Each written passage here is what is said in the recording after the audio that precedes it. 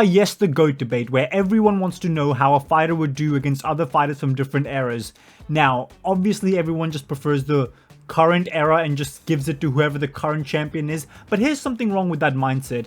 If you think the fighters of today would always beat the fighters of yesterday, and that is how you judge the greatest of all time, shouldn't you automatically think that the champion of every single division is the GOAT?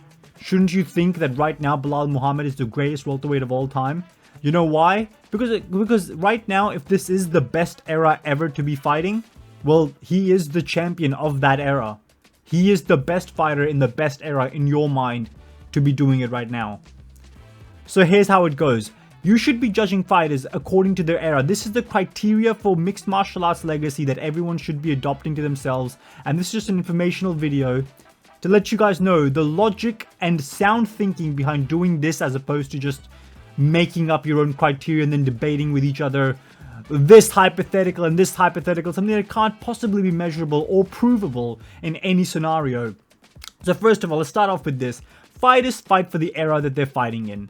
Their job is not to adapt the game, so in 30 years time from now on, it'll still be like, oh wow, that guy's jiu-jitsu was real, you know, it was really brutal, like, you know, he was slick with his takedowns.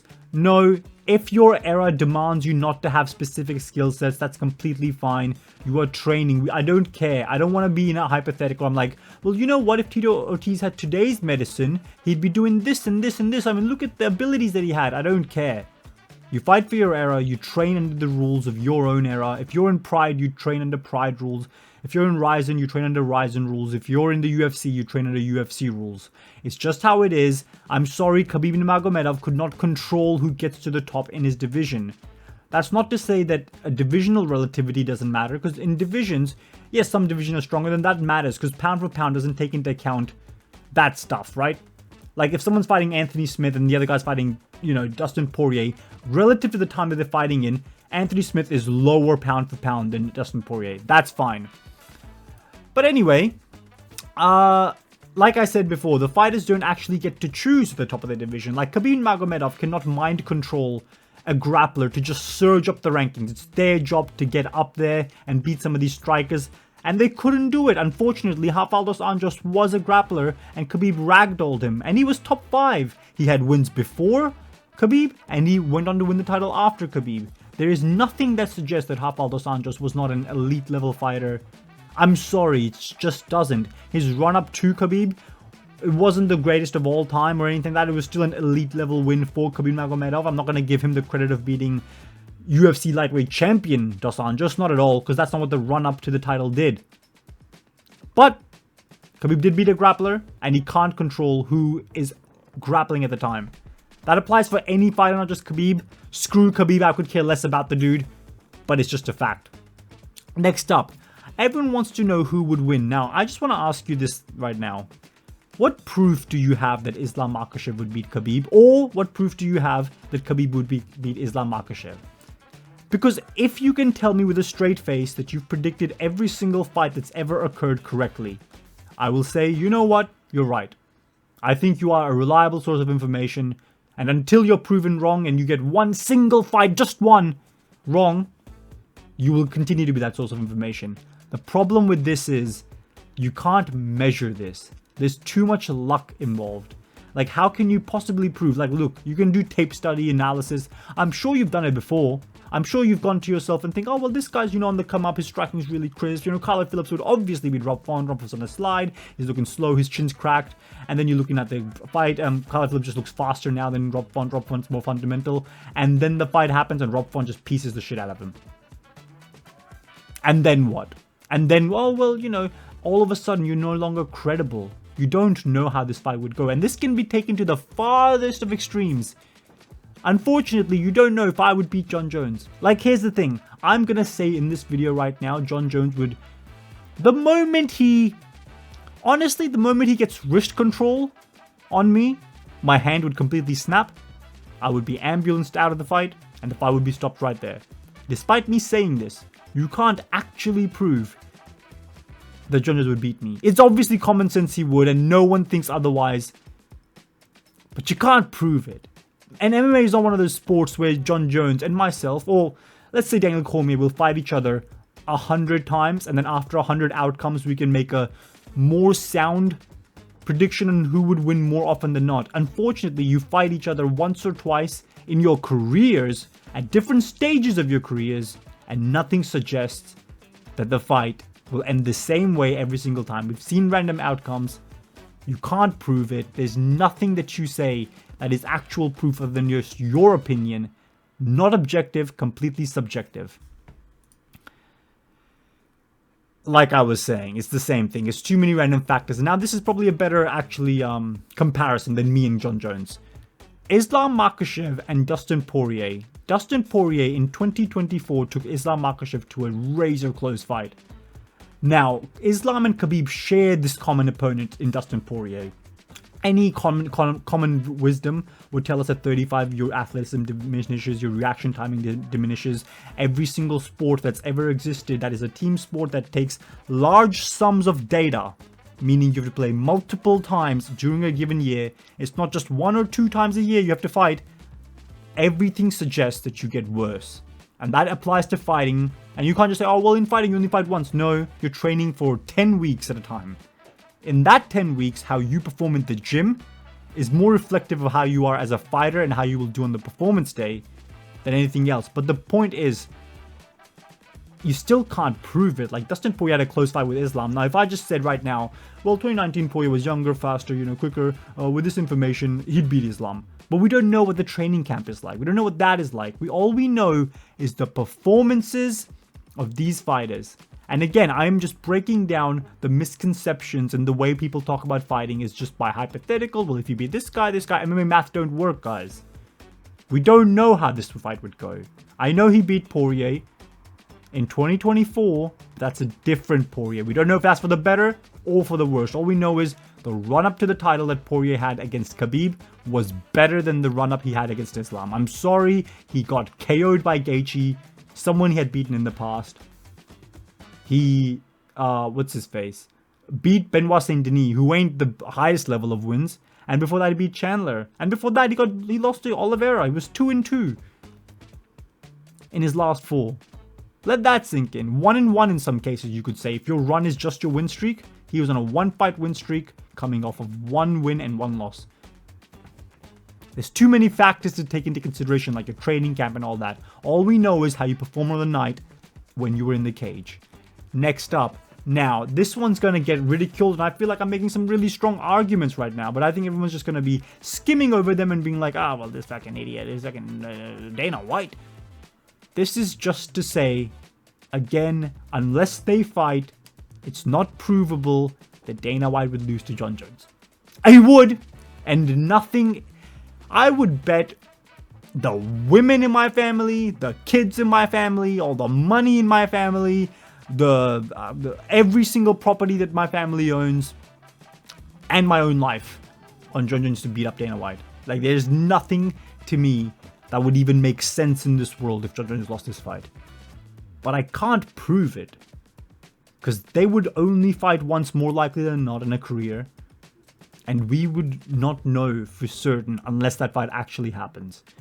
And this is just a really extreme example I'm using just to say, even something like this, you can't prove. You can break down Jon Jones, you can say the size advantage and all these things, but I'm sure you've done that in the past. I'm sure there's been an underdog like Juliana Pena that just came out of nowhere and then just beat Amanda Nunes. I'm sure you've gotten fight prediction wrong, and this is the most extreme of the extreme, but it's just to say, despite this knowledge, you couldn't prove it. Even though I think he would lose, Dana White himself can come out and say he would lose in negative seconds. Jon Jones could say he would murder him. All the analysts could say one thing. But it's just not how the world works, right? Like, even though he clearly would lose, it's not provable. And therefore, you can't add to Jon Jones' legacy by saying, well, he'd have a win over Dana White. No. You can't. Dana White doesn't have a resume, so that's why he's not in the GOAT conversation. It's not because, oh, well, maybe Dana White could know. Anyway, like I said, this doesn't make any sense because common wisdom would tell us that an old, aging Glover Teixeira from a previous era should beat Jan Blackowitz. But then the fight happened, and he dominated Jan Blackowitz. Jan Blackowitz wasn't a young cat by any means, but Glover Teixeira went on a run at an older age. and put their hands on Blackowitz, put their hands on, at the time, Anthony Smith, whatever, and then Thiago Santos. Everyone predicted against him. You did. I'm sure you did. But an older fighter from a previous era who was training under now, who was slower, less athletic, was still able to win. Why is that? Is it because, oh, actually, at 40 years old, he actually hit his metabolic prime? No. Stuff just happened that went his way. His chin held up throughout the years at least. And apparently, in the UFC, in the lightweight division, guess what? They got rid of all the fighters that were beating Glover. John Jones left the division. Who else left the division? Phil Davis left the division. Some other people that beat him. Rumble Johnson was no longer around. All these guys that were beating him left. And Gustafsson became washed. All these guys were beating him. They left. And then he made a run.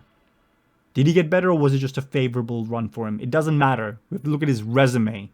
We don't care about these hypotheticals, because this proves that point wrong. And now you're going to be saying, well, the analysts are saying this. You know, Anthony Smith, Michael Bisping, they're big YouTube channels. They're both idiots, man. What do you mean? P-Brain 1 and P-Brain 2 over here. They've gotten more fights wrong than you can count on 1,000 hands, if we're being honest here. Every main card is like 2 and 3, 3 and 2, 1 and 4. That's their fight card prediction, unless like a really obvious card where they might go 4 and 1 on the main card. They don't have a clue what the hell's going on, I swear to God. And I'm sorry, I know they know more about fighting, they know more about the skill set than I do. I'm not disputing that. I'm just saying, at the end of the day, these two have gotten fights wrong consistently, to the point, along with other analysts, that you can't just say, well, I heard him say it. Well, who are you to say? You just some guy on YouTube. I'm just saying, I'm logical. I make prediction videos. I know I can be wrong. Trust me. It's just how it goes. Unfortunately, in a fight, you don't analyze someone gassing out early because they didn't train right. You can only see what they did in the past. You can't actually predict these fights factually, because if you could, you would be 100% correct. The only fact is what has happened in the past and who's won. That's it. Nothing to do with these two buffoons. And the reason for that is there's not a large enough data sample. Like in the NBA, you play 82 regular season games, then you can play up to 28 games in the playoffs, or as little as 4 games. That is a far bigger sample size to see who is the better player than who. Than someone fighting 20... Keep in mind, that's 82 games plus a playoffs if you make it in 1 year. In MMA, you're fighting, realistically, right? 26-1 in your entire life. You have 27 points of data to use, and that's not enough to be like, at this point in your career you were this good, at this point you were this good, at this point you can't factually prove any of it. All you can do is look at their run and then judge them based on their run. Okay? Okay. Let's look at their run to the fight. This is Dustin Poirier's run to the title fight against Khabib. He had a no contest with Alvarez. He beat Anthony Pettis. He KO'd Justin Gaethje, KO'd a former champion Eddie Alvarez, who was recently a champion as well. Then beat the featherweight champion of the world, Max Holloway, to get a shot at Khabib Nurmagomedov. That was the run he had. That's how good this guy was. That's who he is. Again, this is still subjective, because you can always debate, well, is this guy's wins better? Is this guy's wins better? I get it, but that's actually a measurable subjectivity you can argue. You cannot argue in 2018, Dustin Poirier. You know what? You can't even argue in the 2000s Tito Ortiz would lose to John Jones. Like, there's nothing that proves it other than MMA math. And unless you think MMA math is how MMA works, then shut your face, okay? Just shut the fuck up. Right? Just shut up. Just look at their runs. You can't prove it. You just can't. There's not enough data or evidence, and I'm sorry, the numbers in MMA are nonsense. You know why they're nonsense? Because unlike in a team sport game where a game has to go a certain length of time before it ends, in mixed martial arts, a fight doesn't have to go 25 minutes, 15 minutes. It can end in 2 seconds. There's not a large enough data for us to collect and be like, this guy's fought better, unless it's just based on your subjective opinion. And even if you break down how they fight, unfortunately, that's not how always fighters fight. They always have variants to how they perform in the past. So just always look at their resume. You idiots. And now I just want to mention, when you're looking at the GOAT debate, you can see the wiki down the bottom, but you look at fighters' GOAT runs, right? Your GOAT run is the majority sum of where your legacy is made. The majority of your legacy is made from either an undefeated streak or a high level competition that you beat before you lost too much for it to be like, well, let's just look at the wins, right? For Israel Adesanya, it ended at Sean Strickland, in my opinion. He was the middleweight champion. He made a big run, eventually lost to Jan Blackowitz in a different weight division. So that's a different weight division, but then he came back to middleweight, won some more fights in kind of boring fashion in some of these. Lost to Pereira, but then eventually got the rematch and beat Pereira immediately afterwards. Again, this is subjective and this is my opinion. I'm admitting to that. If you think his GOAT run ended at Blackowitz, more power to you. Just hold that same standard for everyone. The moment they suffer any loss, their run's over. Just hold that same standard. But for me, it ended around Sean Strickland. Like, once he lost to Strickland, it's like, okay, the legacy run is over. Israel Adesanya, you have ended your career as the second greatest middleweight. Maybe you can catch Anderson if you go on a big win streak now. Unlikely. But that was the GOAT run for Adesanya, and he's the second greatest middleweight of all time, I can honestly say. One of the arguably a top 10 fighter of all time. That's who Adesanya is. Anyway, let's go on. Now let's look at performances. Now, something that is measurable is the performance that someone puts out. Now, a performance doesn't have to be just a one-sided domination or an early finish. A performance can be a 5-round shutdown of another opponent, because at the end of the day, you're trying to win a fight. And the best way to win a fight, unfortunately, is to either finish them or beat them so badly that no judge can possibly rob you. You have to account for variance. If you finish someone, there is no variance. The judges can't rob you. If you dominate someone so brutally, again, realistically, they could have robbed, I don't know, Khabib from Iaquinta. They could have just lied and said Iaquinta won that fight. But no, that was dominant enough that you can't. That corrects for variance. But when you get performances like Adesanya or Romero, where they don't look impressive and the fight can go either way, that's a less impressive. I don't really care if you're finishing someone or just 50-42ing them. You need clear, decisive wins, and that's what performances indicate. You can also be losing a fight and eventually get a finish against not the best performance, but that's what something to look at. Adesanya Romero is not the same as Khabib and Conor. It's just not. Adesanya could have arguably lost that fight. Khabib couldn't. He finished the guy after dominating him. So performances obviously matter because they're actually something that we saw and they're measurable. And then lastly, I think this is the last thing that I've got up. Title fights don't matter. I know a lot of people say, well, this guy's already got this many title fights. This means he must be in the GOAT debate. No, that's just Dana White's little promotional tactic. It should mean something to the fighters because they get more money. It should mean something for Dana White because he gets more money when they have big title fights. But for us, we just want to use the best. Tom Aspinall's adding enough to his legacy without John Jones. He's beating the top heavyweights in the division. He's already beaten like 3 of the top 5 heavyweights. And now if he fights John Jones, that's even more legacy. But it doesn't have to be for the belt. The belt isn't that important. At the end of the day, we want to see who's fighting who and who's beating who. It's more fun to have a main event that's fun to watch and you're excited for. I get it. But in reality, the best fighter to ever fight could have never won the UFC title because Dana White just hated him. And they went on a 28-0 run in the UFC where they beat everybody, never got a title shot. And then they did that across 3 divisions. That's possible. It's not going to happen, obviously. But if Dana White's pissy enough, it can happen. I'm just saying. You have to be consistent with this thing. The greatest fighter ever could never have a UFC title. That's just a fact. Just because Dana White picks you to fight for a title doesn't mean you have to fight for a title. Oh, sorry. Doesn't mean you get to fight for a title. Just because Dana White doesn't pick you for it. That's just what a video I wanted to make. This is the criteria. Look at who they fought, when they fought them, for the era that they fought them, and how they performed. Don't do these weird debates about this guy beat him and he beat the guy and his cousin. His cousin's brother's sister's boyfriend. He lost to that guy. That means if you work up the chain of thought there, he could actually go dominate in the 1985s. No, that's not how it works. This is how you should be judging the greatest of all time. And by this criteria, guess who's the greatest? Khabib Nurmagomedov over Islam Makhachev. Not the greatest ever, don't get me wrong. Khabib ain't top 10, potentially, for me. I actually don't have him in my top 10. But he is the greatest lightweight of all time. And he will remain that unless Islam beats Arman. Or maybe does a little bit more.